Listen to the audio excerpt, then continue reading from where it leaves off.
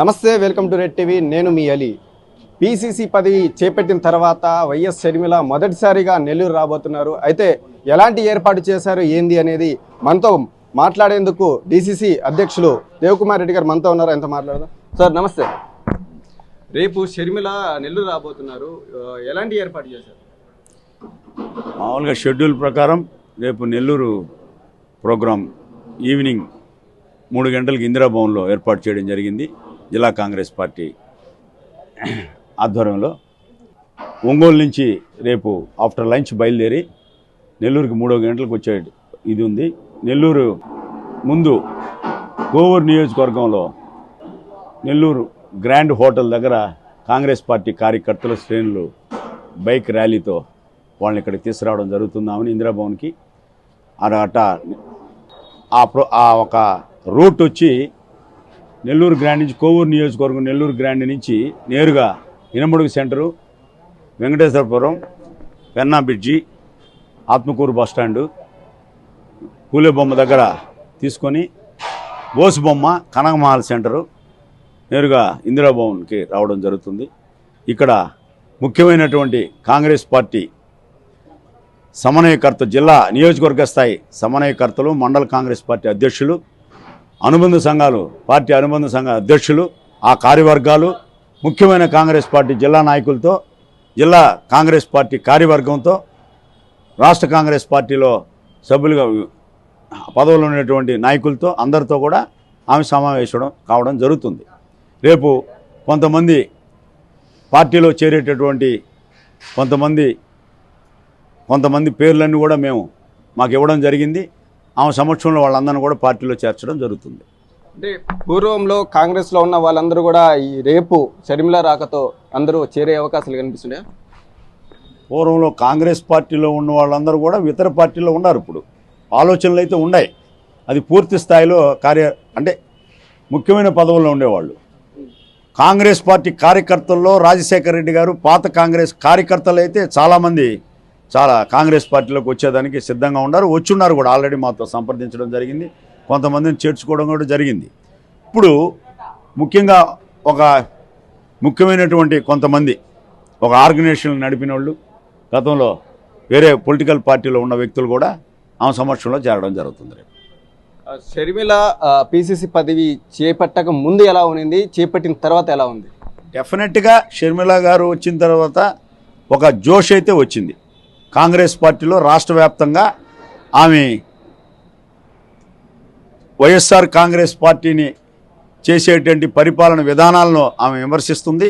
అదేవిధంగా గతంలో తెలుగుదేశం పార్టీ చేసినటువంటి పరిపాలన విధానాన్ని కూడా ఈక్వల్గా విమర్శిస్తుంది. ఏ పార్టీతో మాకు ఎటువంటి అనుబంధం లేదు, సంబంధం లేదు. అంటే నిన్న తిరుపతిలో జగన్మోహన్ రెడ్డి కుటుంబాన్ని చీలిస్తుంది, కుటుంబ రాజకీయాలు చేస్తుంది కాంగ్రెస్ పార్టీ అని కూడా చెప్పడం జరిగింది. కాంగ్రెస్ పార్టీకి అవసరం ఏముందయ్యా? ముఖ్యమంత్రి గారు ఆ మాట అని ఉండకూడదు. ముఖ్యమంత్రి అంటే ఆయన ఇన్సెక్యూరిటీ అంటే వాళ్ళు షర్మిల గారు వస్తే వైఎస్ఆర్ కాంగ్రెస్ పార్టీ నాయకులే స్పందిస్తున్నారని అనుకున్నాం మేము. ముఖ్యమంత్రి కూడా కదిలికి వచ్చిందని అంటే కాంగ్రెస్ ఎడల కొంత భయం ఏర్పడితేనే ఇన్ని రకాలుగా వాళ్ళు మాట్లాడుతున్నారని మనం అనుకోవాలి. అదేవిధంగా సజ్జల రామకృష్ణారెడ్డి గారు ఒక మాట అన్నారు, చంద్రబాబు ఇచ్చిన స్క్రిప్ట్ షర్మిల చదువుతుంది అని కూడా ఒక మాట అన్నారు. మీకు ఎప్పుడు కూడా కాంగ్రెస్ పార్టీ ఒక స్క్రిప్ట్ ఇచ్చేసి చదవదు. వాళ్ళ అపోహలు అవన్నీ, వాళ్ళ కల్పనలు. కాంగ్రెస్ పార్టీ, చంద్రబాబు నాయుడు కూడా కాంగ్రెస్ పార్టీలో ఉన్నాయనే, జగన్మోహన్ రెడ్డి కాంగ్రెస్లో ఉన్నాడు. ఆ అమ్మాయి షర్మిల గారు ఒక్క మాట చెప్పింది, కష్టకాలంలో 2004 నుంచి 2009 దాకా ఆయన చనిపోయే వరకు కూడా కాంగ్రెస్ పార్టీ గెలుపు కోసం కృషి చేశాడు, పాదయాత్ర చేశాడు జెండా భుజాన్ని పెట్టుకొని నాన్నగారు.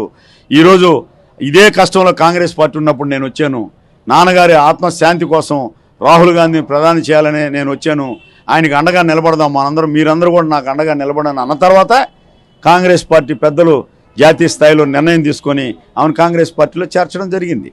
చేర్చిన తర్వాత కాంగ్రెస్ పార్టీ పగ్గాలు కూడా, రాష్ట్ర పగ్గాలు కూడా ఇవ్వడం జరిగింది. అందరం స్వాగతించాం. ఇప్పుడున్న ఇడుగురు రుద్రరాజు గారి ప్రెసిడెంట్గా ఉండి ఆయన స్వాగతించాడు. మాజీ అధ్యక్షుడు సీనియర్ నాయకుడు రఘువీరారెడ్డి గారు స్వాగతించారు, కేవీపీ రామచంద్రరావు గారు స్వాగతించారు. అది ప్రతి జిల్లాలో ఉండే జిల్లా పార్టీ అధ్యక్షులు అందరం కూడా ఆమెను స్వాగతించాము. పూర్వ వైభవం కాంగ్రెస్ పార్టీకి వస్తుంది ఖచ్చితంగా. కష్టకాలంలో పనిచేసిన వ్యక్తులకి ఎప్పుడైనా కూడా కాంగ్రెస్ పార్టీ అండగా ఉంటుందనే దానికి నిదర్శనాలు ఎన్నో ఉన్నాయి. రాజశేఖర రెడ్డి కుమార్తెగా ఈరోజు జగన్మోహన్ రెడ్డికి రైట్ ఉందని కొంతమంది అనుకోవచ్చు. రాజశేఖర రెడ్డి వైఎస్ఆర్ కాంగ్రెస్ పార్టీ సొత్తు కాదు, కాంగ్రెస్ పార్టీ సొత్తు. ఈరోజు కాంగ్రెస్ పార్టీలోకి షర్మిల గారు వచ్చారనంటే అది అందువల్లే ఇంత జనంలో ఈ అటెన్షన్ జనం అందరూ కూడా ఆమె సాయి చూస్తున్నారు. రాజశేఖర రెడ్డి గారు కాంగ్రెస్ పార్టీ వాడిగా చనిపోయాడు, కాంగ్రెస్ ముఖ్యమంత్రిగా చనిపోయాడు. కాంగ్రెస్ పార్టీ చేపట్టిన పథకాలతో వీళ్ళు ముందుకు పోతున్నారే తప్ప వైఎస్ఆర్ కాంగ్రెస్ పార్టీ వాళ్ళు వీళ్ళు ఒక సొంత పథకాలు అయితే ఏం లేవు. అదేవిధంగా షర్మిలకి ఏపీ రాజకీయాల మీద అవగాహన కూడా లేదని కూడా సజ్జల కామెంట్ చేశారు. ఇప్పుడు అవగాహన ఉందా లేదా అనకపోతే షర్మిల గారు గతంలో వాళ్ళ అన్న కోసం ఈ ఉమ్మడి రాష్ట్రంలో పాదయాత్ర చేసిందండి. ఆయన కష్టకాలంలో ఉన్నప్పుడు ఈమె పాదయాత్ర చేసింది.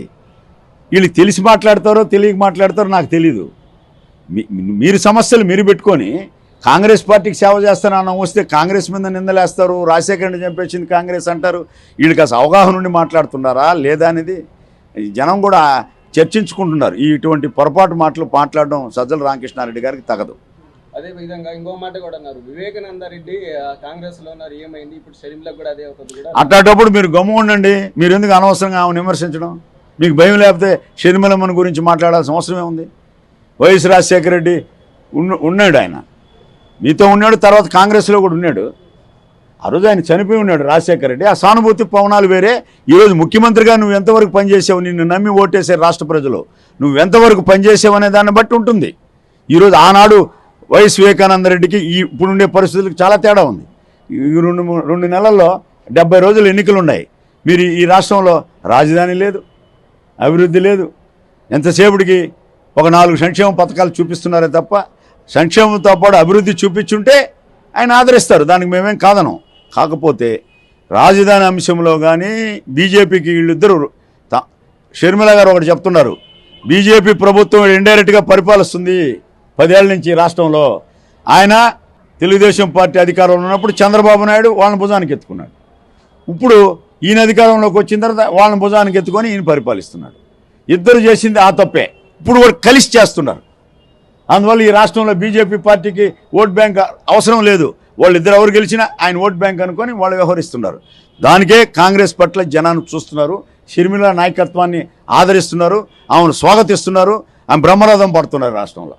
అదేవిధంగా చంద్రబాబు నాయుడుతో కలిసి కాంగ్రెస్ పార్టీ నడవబోతుందా లేకుంటే అసలు మేము 170 సీట్లు పోటీ చేస్తామని షర్మిల గారు చార్జ్ తీసుకున్న రోజే చెప్పిందండి. 25 పార్లమెంట్లకి 170 సీట్లు మేము పోటీ చేస్తుంది కాంగ్రెస్ పార్టీ ఒంటరి. కానీ తెలుగుదేశం పార్టీతో పోవాల్సిన అవసరం ఏముంది మాకు? కాంగ్రెస్ పార్టీ ప్రాంతీయ పార్టీతో పోయేటువంటి అవసరం ఈ రాష్ట్రంలో లేదు. చంద్రబాబు నాయుడు గారు కాంగ్రెస్ పార్టీతో కలిసే అవకాశాలు అది ఆయన ఇష్టం. మేమైతే పార్టీ యొక్క బలోపేతానికి మేము పనిచేస్తున్నాం. కాంగ్రెస్ పార్టీ పూర్వ వైభవం కోసం షర్మిల రాకతో ఉత్సాహం వచ్చింది కార్యకర్తల్లో, నాయకుల్లో. అనేక మంది అన్ని జిల్లాల్లో పార్టీలో చేరుతున్నారు.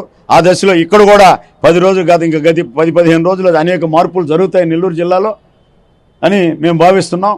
కొంత ద్వితీయ శ్రేణి నాయకులందరూ కూడా కాంగ్రెస్ పార్టీ పట్ల ఆకర్షితులయ్యారు.